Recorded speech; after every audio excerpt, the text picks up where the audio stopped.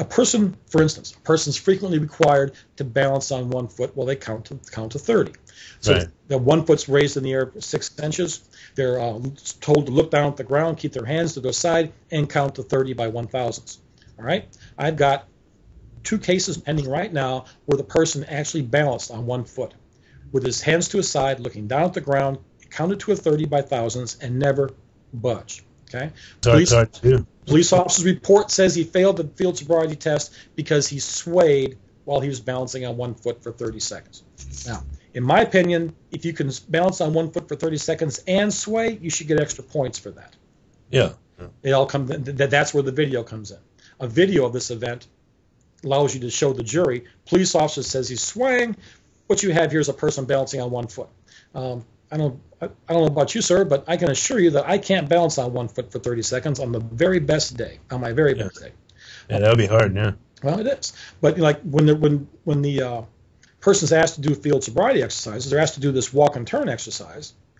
They're required to, first of all, get into a position where one foot's in front of the other, heel and toe, hands to their side, and with their feet in this weird position, the police officer then proceeds to give them about 15 instructions about what he's got to do every step along the way.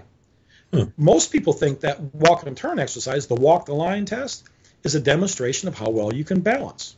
And you can't blame someone for thinking that this is my chance to show them like I have good balance. Right. But in fact, they're also being required to keep their hands to the side. They've got to be looking down. They have to take each step starting with the foot that the police officer tells you to start on. And then when you make your next step, you have to touch heel and toe or come within half an inch. You have to stay on the line. You've got to count the lines out loud. Some of these lines are 3 inches wide, so some people are thinking they're walking along the edge of the lines. Some people are walking along the middle of the line. Some of these lines are painted on the highway, which when you get up close to them, you realize they're about a 1/4 inch off the asphalt. They're actually elevated somewhat. Right. When you get to the last step of the 9 steps, you're supposed to have. You don't just turn around. You don't pirouette. You have to leave one foot on the line and take a series of little hopping steps, and then reposition yourself on the line and go back the other way. If you do any 2 things incorrectly during the course of all this, you failed the test. Okay. This sounds pretty ridiculous. I mean, if I was pulled over, first of all, I'd be very nervous that I was made to do this. And it sounds like acrobatics. I mean, it sounds pretty ridiculous. Well, you don't have to walk a line to get a driver's license. Right. I'm 56 years old. I want to assure you that my balance will not allow me to do that exercise on any given day. All right. My balance isn't that great to begin with. I'm also 56 years old and I'm over 300 pounds. So go figure. All right. But I didn't have to do that to get my driver's license. I don't have to touch my nose to get a driver's license. I don't have to balance on one foot to get a driver's license. But what the officers also do is this thing where you stand still and you watch the pen, all right, and they move this pen around. This exercise, this test, is called a horizontal gaze nystagmus test. Right. And what they're looking for is a little tiny flicker in your eyes when your eyes have been extended to a certain angle. All right. It can be in that little flicker while you're following that pen. Right. Is the nystagmus. All right. Now, there's vertical nystagmus. There's horizontal nystagmus. You can cause someone to have nystagmus by merely forcing them to overextend their eyes to an angle that's too far or too great. Keep in mind, you have police cars in the near vicinity, usually with flashing lights. Keep in mind that there's a close relationship between brain function and eye function. I know a person who had a problem with their feet, quite frankly. As a child, this individual literally had their toes twisted in it, and it was non-symmetrical, and it's clearly something wrong with the way they stand. Right. And it was corrected with eyeglasses, of all things. All right. The number of things that can go wrong with your brain as it's reflected in your eyes is much broader than the average person realizes. So the police officer, however, has been told, listen, you're an expert in this. You do this the way we tell you to do it, and you're going to be able to say that they have failed a test which is used to indicate impairment by alcohol. And then they come into court and they repeat that with all the sincerity of somebody who's recently converted. All right, and it's an ugly situation. This all happens on the side of the road, and the law in Florida is that you can't refer to these tests as tests. They are merely exercises which give the law enforcement officer and the jury an opportunity to view the person's ability to do the normal things that people do every day to indicate whether or not they're impaired or not. Okay. So they're called field sobriety exercises, not field sobriety tests. I want to assure you, sir, that if you get pulled over in Florida and like the way you did your exercise, you're going to fail that exercise. And when you fail an exercise, it sounds like a test to me. You'll be able to tell when you've been failed because they're going to put handcuffs on you right after that. Right. Okay? So, bottom line is, when they ask you to do those field sobriety exercises, they're asking you to do things which they're going to use against you later on. In Florida, you have a right to refuse field sobriety exercises at this point in time. There's a split in the decisions in some courts about how that's to be treated later on. But I would not be willing to do field sobriety exercises if I were to be required to do it, even if it caused me to be arrested, because I know right now, stone cold sober, exactly what my performance in these exercises are going to be, right. and it will not result in any favorable result for me. Now you have a young man who's in perfectly good condition, very coordinated, with the reflexes that comes with being 23 years old. Another story altogether. But you have to listen to what the police officer says, because every single detail is going to be recalled, and if you get any of them wrong, it's not because you were you were overly focusing on balance when in fact we should have been thinking about whether your feet were within a half-inch apart. It's going to be you failed to do this because you're so impaired by alcohol. That's what the jury's going to be told later on. So how would you refuse the test? The officer says to you, "All right, step out of the car, please, and I'm going to need you to do this and that." What literally would you say to decline? Well, that's part of the problem. I mean, the thing is this. I've made a decision in my life. I don't get behind the wheel of a car if I've had a single drop of alcohol.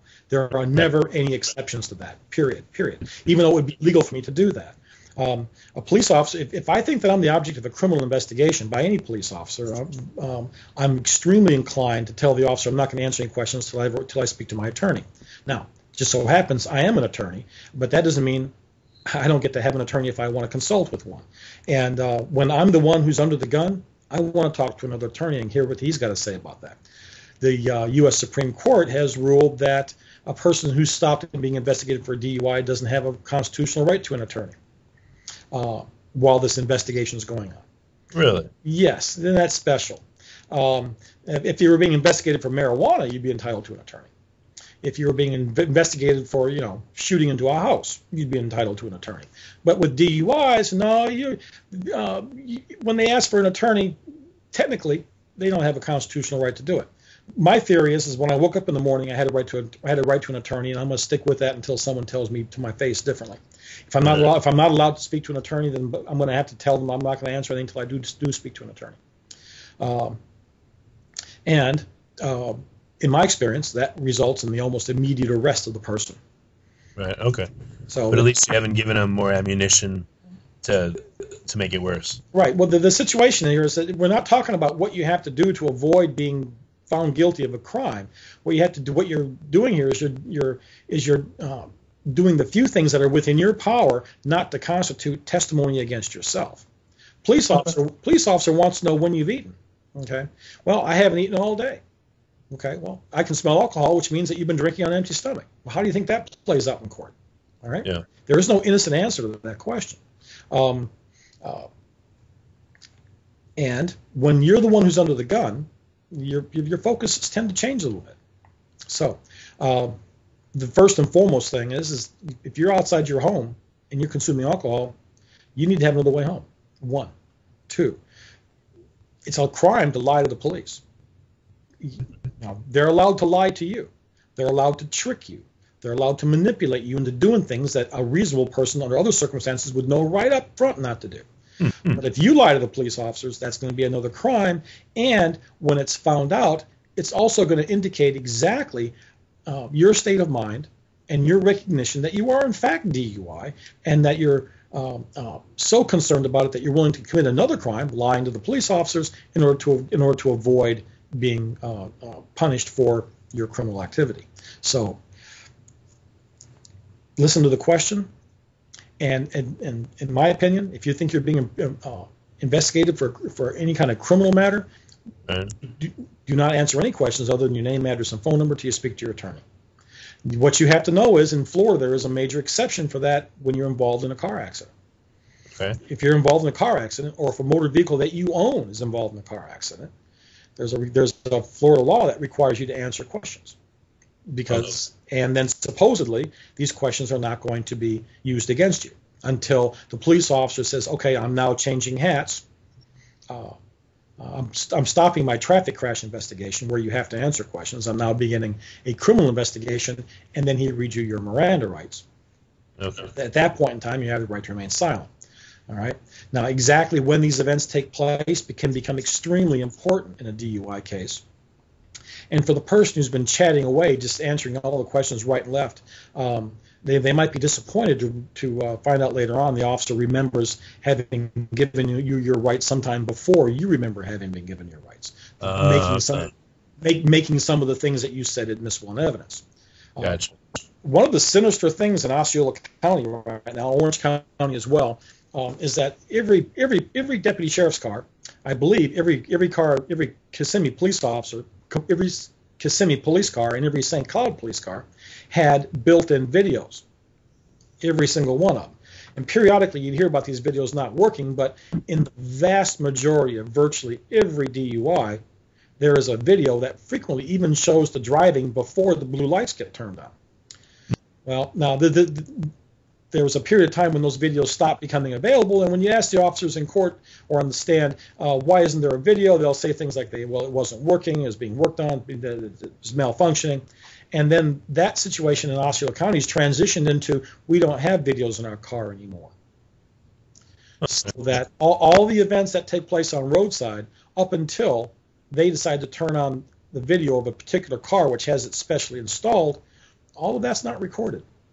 So when you have your trial, the police officer is going to show up in court. He's going to have a nice uniform. He's going to be quiet, respectful, and professional. He's going to have a professional-looking documents and his little laptop. And he's going to come in there and he's going to testify about how he's out there just vigorously serving and protecting up a storm, usually against your client.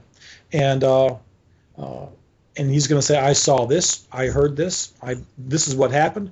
And when he's asked, where is the video of all these events, he's going to say something like, budget restraints have caused us to no longer have videos in our car. Okay. The consequences of this is that the police officer says you were swaying and there's no video of that. Your defense is going to be something along the lines of, nuh-uh, or says you, and that's not really the defense you want to start off with. You can avoid it. So the police car videos protected the citizens. It gave the jurors an actual eyewitness view of what happened. It gave the courts the security and confidence to know that the sentences that it's imposing is actually based upon events that the trier of fact that the judge can actually see and appreciate. Now it comes down to a clean-cut, well-dressed police officer coming in and saying, I saw all this stuff, and the person who's there alone by himself with no witnesses is going to be able to say that's not true. Right. I was steady on my feet. I was not swaying. I was just shifting my weight between one foot and the other. And that's when that plays out in front of a jury, the lack of video is a big deal. And, okay. And if I would want to have a video in every police car in my jurisdiction. And it's almost sinister the way they're taking videos out of these cars.